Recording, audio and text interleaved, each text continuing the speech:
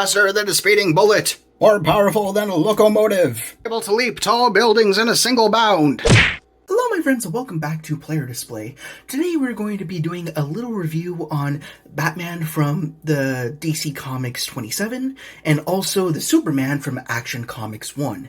Now both of these are very interesting figures because they each represent the debut of their respective character way back when in the 30s and 40s. So they're really great figures in their own right, but there are some talking points I have about them. I mean, of course, Todd McFarlane, it's a line that I love to hate. You guys know me. Even as much as I might love a figure, there's something that I always gotta say, whether it's regarding price point, quality, what's included with the figure. So basically, we're going to be reviewing these figures like normal, and then after that, we're going to have one of those classic little discussions in the end. So before we get to that, we're going to do a straightforward review. Obviously, I've already played with one. I haven't unboxed the other one yet. No reason for that. I just really wanted to play with Batman. I haven't gotten to Superman yet, but we will just review them straight up with the box and the figure, talk about articulation, you know, the usual gambit, and then I'll go ahead and rant a little bit. But anyhow, let's start off with the Batman. So here we have the box for not Batman, but the Batman, as he's referred to in his very first initial comic.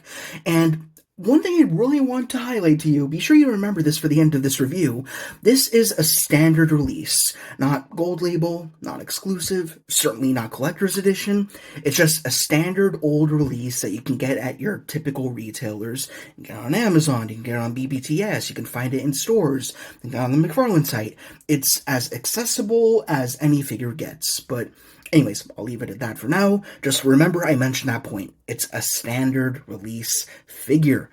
Anyways, all that being said, there are no fancy labels on the box as a result of that, and it's the usual boring DC Multiverse box. You got the Green Lantern logo up there, got the blue cells and all that, just all over the place. Got the plastic bubble, which is, of course, empty right now. Down here you got Batman. On this side, you have Batman Detective Comics 27. That's what the DC stands for. I learned that a lot later in life than I'm willing to admit. But on this side, you got Batman again. And on the back, you have the cover art for said comic, number 27. You can see the 27 right up there.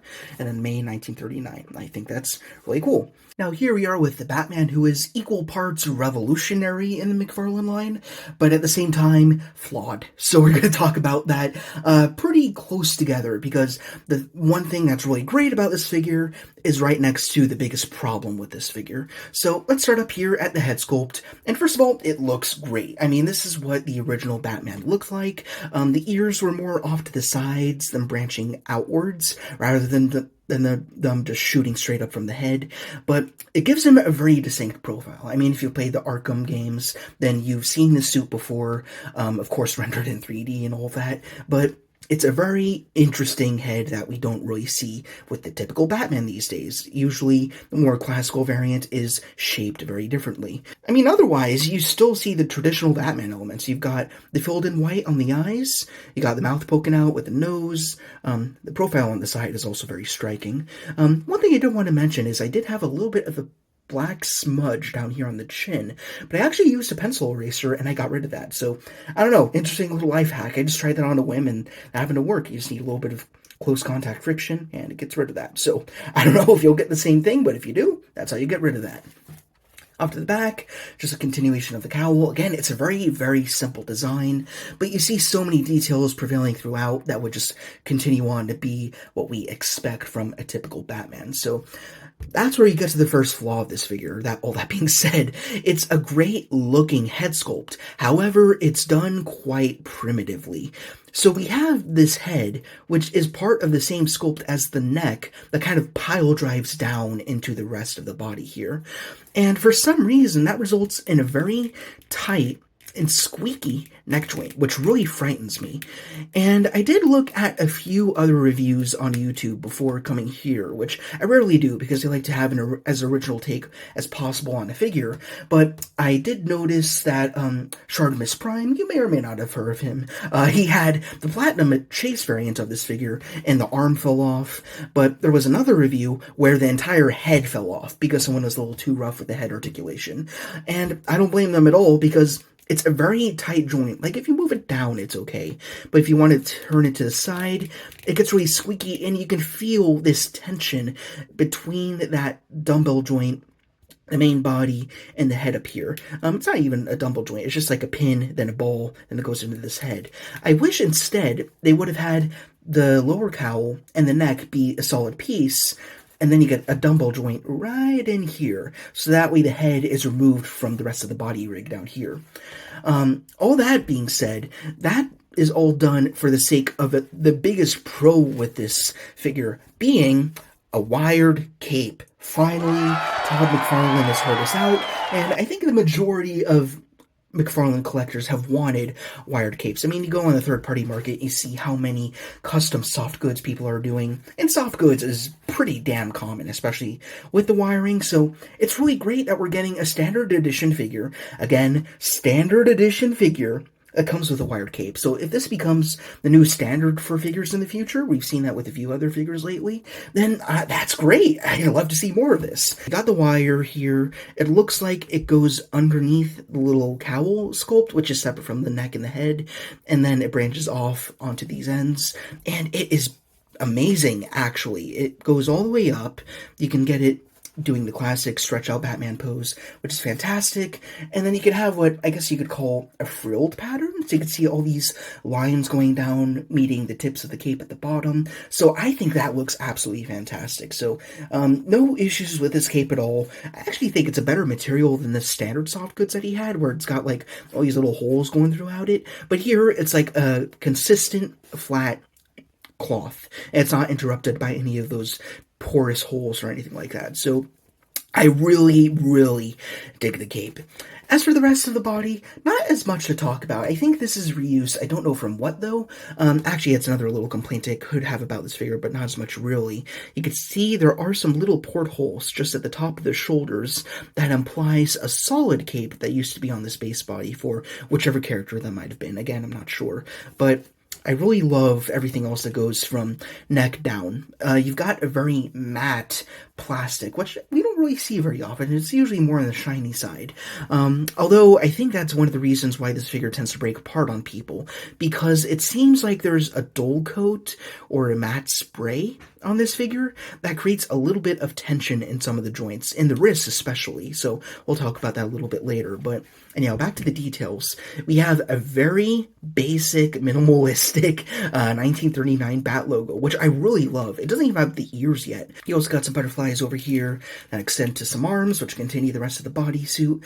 And then most uniquely about this character design are these pink gloves, or purple gloves, depending on who you're asking on the internet. They're more purple to me. They are comic accurate. He did have these types of gloves in the comic itself, DC 27, and I actually really love them. It gives him more of that detective feel, makes him feel very retro. I mean, when he's like going around doing his detective work, of course you gotta have some gloves. So I like how overtly stated that they are on this particular character design. Down here, you got a very oversized utility belt, which I really love. It's got those classic Tim Burton cylinders going around it, which I really appreciate. And then you got this big old circle, which I can't imagine has much purpose other than just looking cool. But then you got the black diaper, you got the rest of the spandex, and you got the very traditional boots. I mean, the design hasn't changed all that much when you really think about it. So it's just really neat to see the original design that would inform all the designs we'd be seeing decades later. And one day, a century later. I mean, one day we're going to hit 2039, and we're going to look back on this as a 100-year-old design. So really neat that we're getting it here in plastic form. The accessories for this figure are also great. I mean, except for the figure stand. So we're going to ignore that. But we do have the usual trading card over here. We got the exact same cover that we saw on the back of the box, looking very nice. I will insert that into my card book, as I always do. A little hair up there, let's get that out of the way. As for the bio, haven't even read this yet. It looks like it might be varied from the usual somewhat, but yeah, you got the profile image of this specific Batman, Detective Comics 27 once again, and then you got your bio here with Bruce Wayne, and yeah, there you are. Go ahead and read if you wish. As for the actual unique accessories, aside from the stand and the card, you have a fair amount for a standard release, and this is included with the cape. Notice how purposefully I'm trying to promote how good this figure is. That's going to be important later, so remember that. The next pair of hands we have, of course, we originally had fisted. We have some open hands over here, which are pretty interesting. They're not really splayed out. They're not really relaxed. They're almost about to clench into a fist or something like that. However, these are also your gripping hands for this wrench over here. This is actually part of the comic as well. He was trapped in the gas chamber, and he had to improvise and smash his way out. He grabbed this off to the side, and he busted his way out of there. So I really love the idea how even in the first iteration of Batman, he was improvising using his environment. I think that's a really cool detail. But if you want him using this as a weapon, because this is a homicidal version of Batman, he can hold it. Kind of. It's not an ideal gripping hand, or set of gripping hands rather, over here. It kind of relies on you putting it in between the pinky and the ring finger, and it's not a very tight grip. Sometimes you eventually hit a sweet spot, but it's not tight, not a tight grip whatsoever. If you really push it in there, it was actually even tighter before I did this review. I don't know, we'll try righty as well. I mean lefty in this case, and I don't know, something like that. It's a little awkward. But anyhow, you do have an additional pair of hands, being these flat-out karate chop hands. These could be out at the side, or when he's spreading his wings, you could do that as well. I love that we have these. I actually wish we'd have these types of hands for the rest of the Batman figures, which definitely need more alternate hands. So it's great that we're finally seeing it here, at least.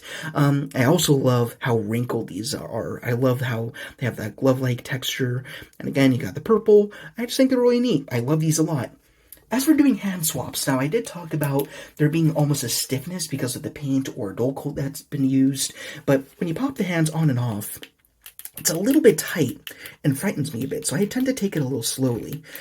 And if we pop this hand off, you can see there's almost this slight glossiness at the very tip of this peg here, and then it gets a lot more matte down here. So that's what suggests to me that they did a dull coat, or they did an additional layer of dull paint, and then they pop the hand on top of it afterwards. That causes an issue because that creates some tension down here at the peg, which endangers the hand getting the peg stuck inside, and also potentially breaking this entire joint. So that's something to be wary of. But then again, it hasn't broken anything yet. So, broken, rather? What's breaking? I don't know. Tell me in the comments. Maybe that's a word that exists somewhere. But anyhow, you can still pop on these hands with a touch of effort. I find that it's a little easier to swap on the left hands than the right hands for whatever reason, but regardless, you can do the swaps with not too much issue. It's just a little tight. It freaks me out. And if you want to get this hand swapped, alright, that one came off a little easier. The more you do it, I suppose, the easier it will get. You can pop on the flat out hand, and, I don't know, have him doing a classic, cheesy old chipper salute if you wanted to. Actually, it's not too bad. I kind of like that. But anyhow, that's it for part swaps and everything. If you want him holding the wrench, you can do that as well. Kind of. Right there. All right, he's kind of holding it. So we'll leave it right there as we move into articulation. Again, the head freaks me out a little bit here, so I'm going to be careful, but you do have a good amount down. That's actually the best point of articulation on this particular head sculpt. You get basically nothing back. It's rather primitive. It reminds me of the Hush Batman that we saw a year or two ago. He's got some tilt in there, so that's good. And again, he swivels, but I would not swivel it any further than this. I feel like if you swivel it, like, even at a 90, that's when you're going to endanger the joint, which is actually a little bit visible down there. You probably can't see that too well on camera, but you can see the joint, so that's kind of interesting. As for the cape, I mean, it's a wired cape. You can do absolutely whatever you like with it, but I will put that out of the way for now. As you look at the rest, we have butterflies in the the shoulders, excuse me. The arms come up to past 90, so you don't have to rotate the shoulder, which is really great if you want them doing the wing pose or anything. See how quick that was? That's great. I really love these capes.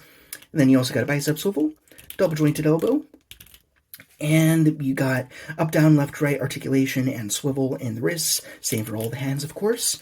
Down here in the torso, between the torso and the waist, again, kind of move the cape out of the way so you can see this better. You've got a pretty okay amount back, not as much forward though. So you can go forward in the head, you can go back in the torso and waist, and then I don't know, could you get that in a decent flying boat? Something like that, you could be gliding down, that kind of works. So, alright, you got that. Anyhow, down here for the legs, you've got, is there a swivel in there? There's a swivel, so that's really good. Kick out to the side, although the diaper makes him stop a little bit. Push that back in. See that squeaking? Again, I feel like that's due on part to the paint that's done on the main body glove, but you can kick far, not a whole ton, though he does have good double jointed knees, which is great. No swivel in the calf, though there is a swivel in the ankle, which is nice. You kind of got to find that, but it is in there.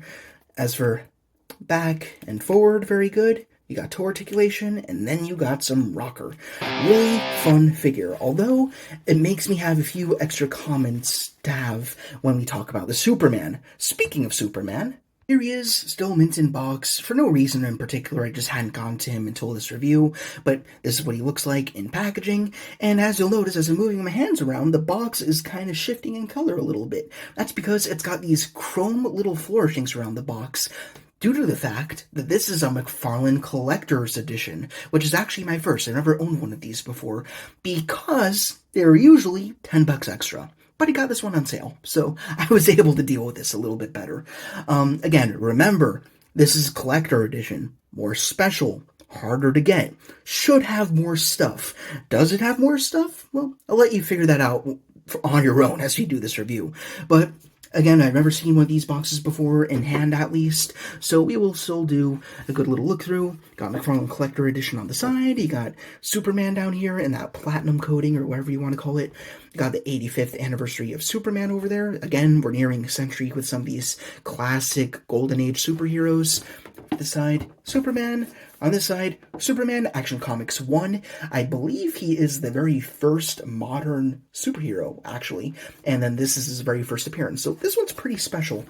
Off to the back, you have, again, the cover of the initial comic from which he comes from.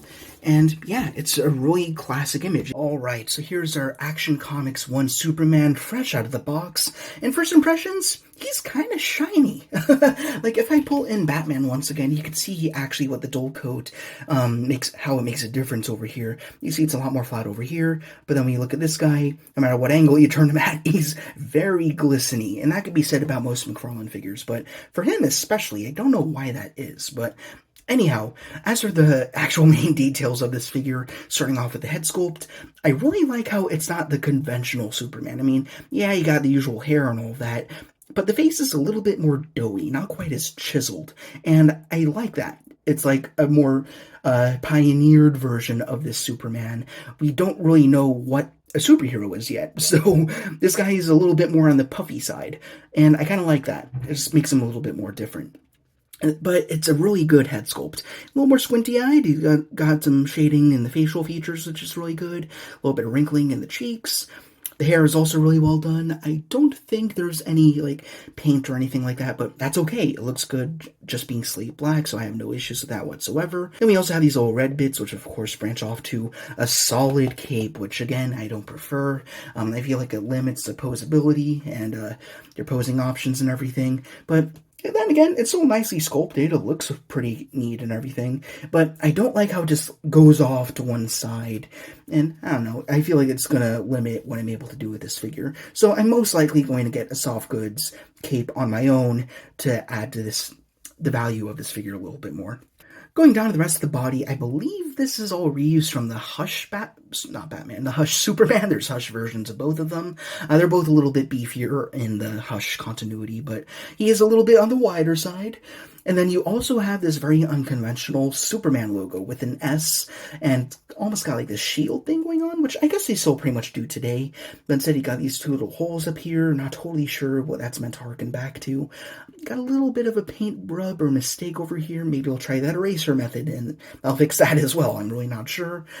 Down the arms, you can tell this is reused because it's got those more modernized little seams and the pits right there. But continues with the blue. It's got some cuffs around the wrists, got some fleshy hands over here. You have one fist, then you've got one open over here, which is kind of an odd combination. No additional hands for this figure, even though he is a collector's edition. Again, we'll talk about that a little bit later.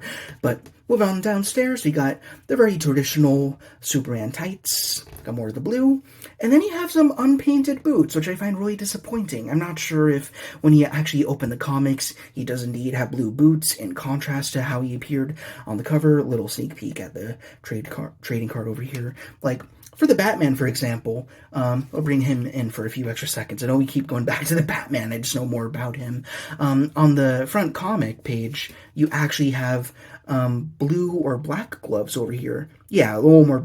Well, they're black, but cel-shaded with blue.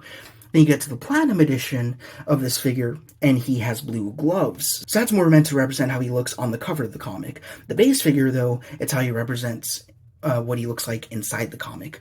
So I don't know if the lack of red on the boots on the Superman is an inaccuracy on Todd's part, or if that's just how he looks when you open the pages of the comic. I really don't know, so just let me know in the comments. But that's pretty much all there is to talk about with the Superman here. First thing he comes with is the DC Multiverse stand, and I will not just drop this to the ground because it is actually different from the usual stand, because there is simply one difference. Instead of just having the DC logo embossed in a barely visible black, over here it's done in a silver, so I actually appreciate that. I wish they'd do that with all of them. That way you could see it a little bit more and it's more pronounced, but whatever, it's still a good looking stand, so I won't actually just drop this as a piece of clutter. However, if you want this Superman flying, you do have a flight stand, which is great. And here you have the DC logo embossed once again. And if you want to assemble it, easy, just slot that in. I said, if it's easy, just slot it in. There we go. And, of course, you got the crab claw clamp at the top, which is actually kind of tight on this one, which is probably a good thing. So, no complaints there. I think I heard from someone that when Superman debuted, he did not fly. I really don't know, but that's an interesting fun fact. But regardless, if you just need to have your conventional Superman flying, then you do have a flight stand. So, nice to have options. Then you also have the trading card over here, which is a little different from the standard card. Like, you could bring in the Batman card once again and do a little comparison. Over here, you got the standard comic page over there. And then over here, you got the same image, but you've got McFarlane Collector Edition here in that platinum chrome or whatever you want to call it. Same can be said about the back. It's the same basic format and everything. You got the profile image, got the bio here. But over here, you get more of that chrome flourishing, which is really nice. So there is the backstory if you wish to read. And the last thing we have, this comes with all collector's editions. It came with the Jokerized figures and some of the more limited releases. We have my least favorite piece of plastic that we've ever talked about on this channel, being the card stand. Now, the very first time I got one of these, I'm like, oh, okay, this is kind of interesting. Not a personal favorite thing of mine, but if you wanted to display the card in a unique way, then it's nice to have one. Then I got the second one, and I'm like, okay, a little much, not really sure what to do with these at this point. I think this is my fourth now, and I'm really sick of these. And more so on the fact that it adds to the value of a figure, but it's just a piece of plastic that's kind of going to waste. No one really wants these anymore, but I mean, I guess there's some oddballs out there. If you do want this card stand, then you can get this card in here. Let me know in the comments what you think of these, because I really just don't prefer them. I mean, they serve their purpose. They work. You can put the card in there, and it holds it up really flat. Like, you can barely even tell it's even there from the side, but I mean, holds it there from the back. There's nothing going on. On the front, you got the DC logo in silver for the third time now, I think. But yeah, not much else to say about it. I just don't like the fact that these exist, and these jack up the value of the collector's edition figures. But again, more on that later. I almost forgot to mention this last accessory that he has, which is this bundle of chains, which I imagine is part of the comics. Again, I haven't really looked on a brush up on it, so I don't know the whole story or anything. But in packaging, of course, he is wrapped up in it.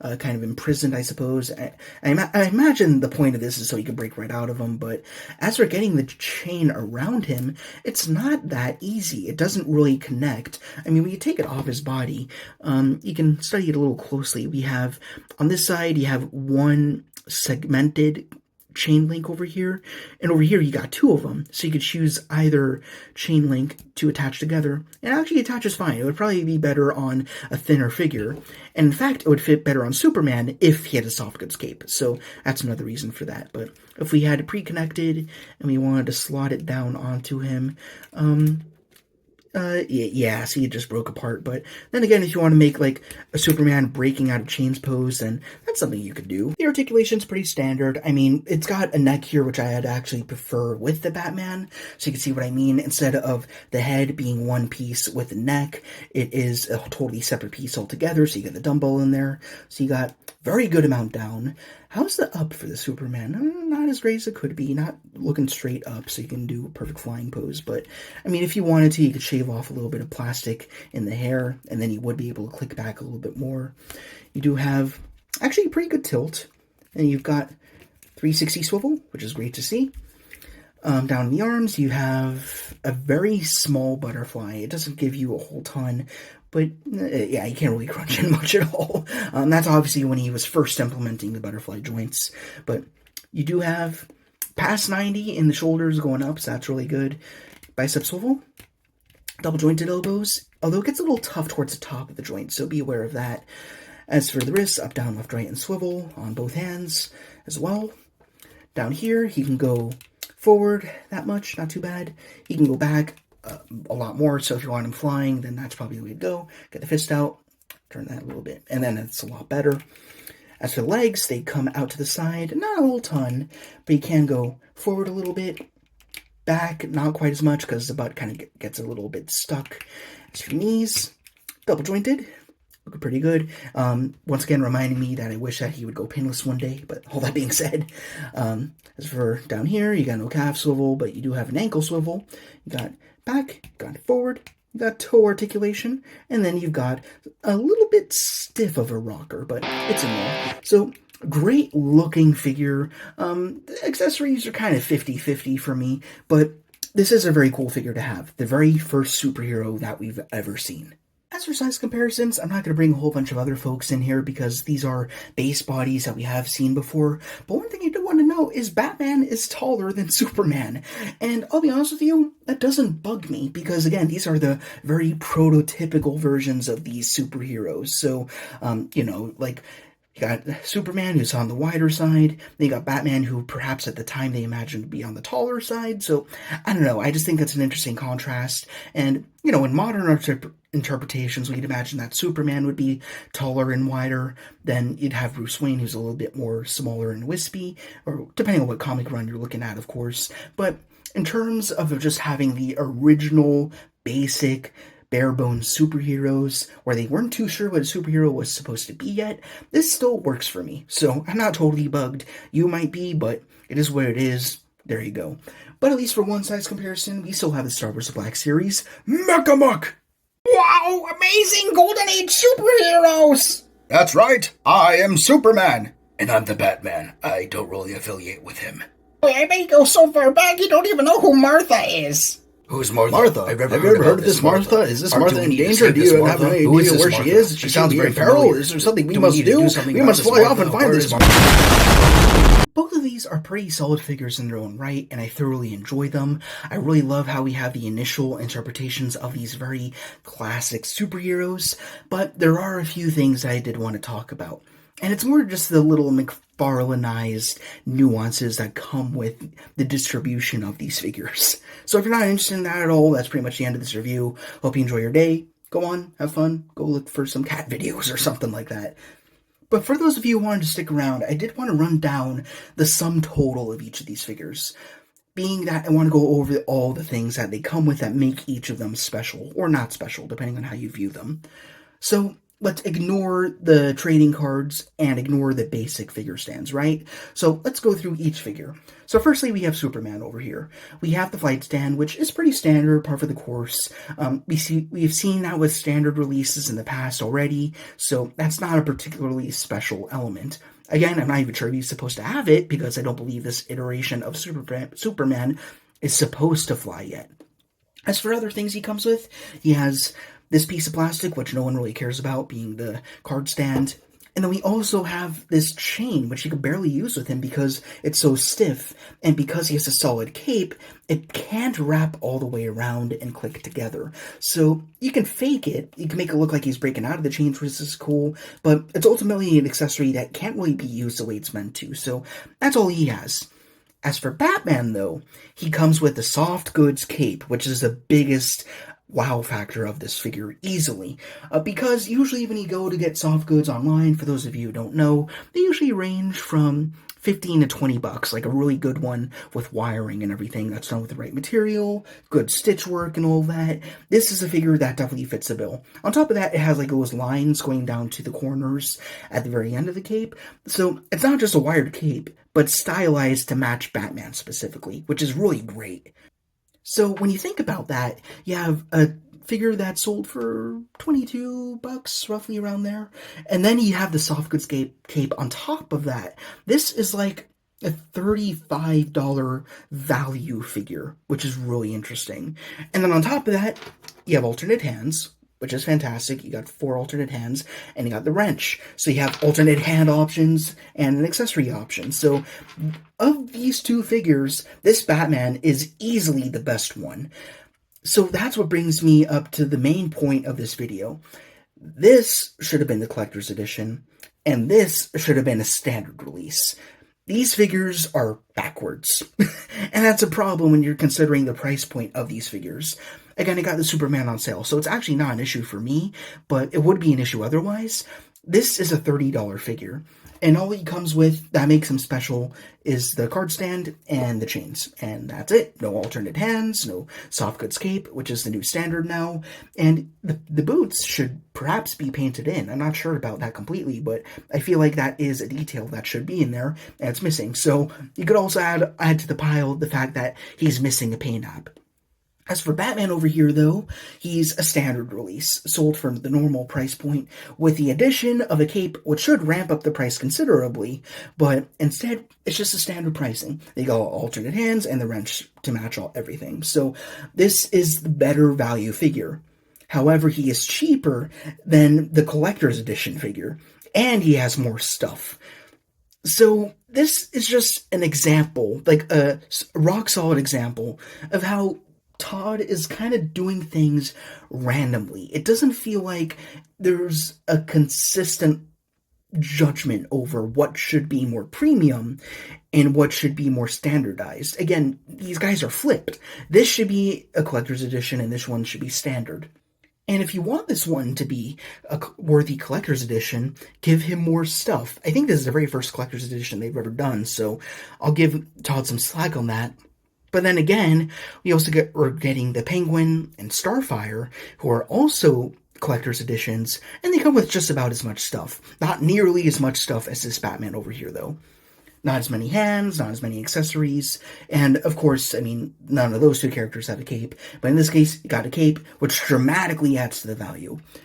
So you see how there's this imbalance here? I mean, it just feels very strange. You got standard releases that have more hands than the collector's edition figures. So I just wish that Todd would kind of just survey what makes a figure more valuable, and then that would help him to determine what truly is, you know, a more hard to find, more expensive release, as opposed to a more standard release. Don't get me wrong, I'm overjoyed that this Batman is a standard release that's relatively easy to find. As for the Superman, though, I've seen him in stores, but I've passed on him, because he's priced too high for what he is, because the few things that he does come with aren't that great, and he should be coming with more things on top of that. He should have more hands, maybe more head sculpts to be cool, and in a better world, you'd want a soft goods cape with wiring and all of that. So I'm ultimately going to be going out of my way to pay a little extra for a wired cape for the Superman. And then that's what will take him up to the $30 mark. And then that's when he'll be a worthy collector's edition figure. Right now, as he stands, or flies in this case, I know that's a stupid little joke, I don't think he's a worthy collector's edition. This guy should take his place. That's what I'm trying to say. At the end of the day, Todd needs to figure this out. I'm not sure why the price points are so randomized. Like, again, you got a 20, you got a 30, then you had, like, this Build-A-Figure wave that was, like, I think an in-store exclusive that was $40 each, and that's even more baffling to me. Even that came with the Superman, and then some other characters I'm not too familiar with, like Psycho Pirate and stuff like that. So the price points are so inconsistent, to the point where I have to play mind games with myself to tolerate getting these figures. Like, for example, let's say I did get this Superman for $30. I didn't get him discounted. I'd only ever get him if I could get another character, being this Batman, who has a wired cape. The wired cape adding $10 value to the pair of them together. We also did a little podcast on the Starfire, the Penguin, and the Captain Boomerang, who are all collector's editions. Again, the only reason why I was able to get all three of them, the only reason why I could justify that in my head, is because Captain Boomerang had the soft goods trench coat. And the trench coat would probably be $20 or $25 on its own on the third-party market. So that's the only reason why I was able to get the rest of these figures. So the issue with Todd kind of just randomly pricing these figures is what makes me need to play mind games with myself in order to justify getting any of them. Like some of them, like it's pretty straight up. Like this guy, obvious buy. But the fact that I need him to justify getting the Superman, that implies a little bit of weirdness. But anyhow, I think I'll leave it at that. I think I've made my point clear. The price points for the Todd McFarlane figures are all over the place. There's no consistency. And I feel like it's going to muddy up the market in the future. I mean, let me know what type of impact you think that will have. You have a really awesome, very deluxe and interesting looking figure over here for standard price. Then you have a very basic figure that not as many people want, that comes with less stuff, who's priced up a little bit more. Like, do you think that could actually hurt the McFarlane line in the future? I think that potentially could. Because you have the more premium ones with the capes and more accessories that are easier to acquire. And then you have the ones that are presented as more deluxe that people aren't after as much because they don't come with as much stuff. So I feel like that switcheroo balance is going to hurt the brand. But again, let me know what you think. That's just my 2 cents. Well, not 2 cents, more like $50, but you know what I mean. Well, again, 40, because again, got this guy on sale. That's the only reason why I got him. Also, I do love the figure. He is a good figure, don't get me wrong. He just should have more hands. He should have a soft goods cape in order to justify the standard $30 price point that he would have otherwise been acquired at. So that's pretty much all I got to say. Let me know what your thoughts are in the comments below. Just a discussion I wanted to open up. And all that being said, again, they're very good figures for what they are. It's just the price point and their presentation that throws me off a little bit. Kind of talking about that patina armored Superman variant that we discussed so far off in the past. But anyhow, that's pretty much all I have to say. Again, give me your thoughts. Just an interesting conversation. So, hope you enjoyed this review and this little tangent of a rant that we went on. If you did, then please, as per usual, be sure to Like, comment, ring the bell to be notified of our latest arrivals. And subscribe. This is the editor speaking, humbly reminding you to support the pod Patreon in the description to guarantee new content every single week. Thank you guys very much for watching. Rock on, and I will see you all later.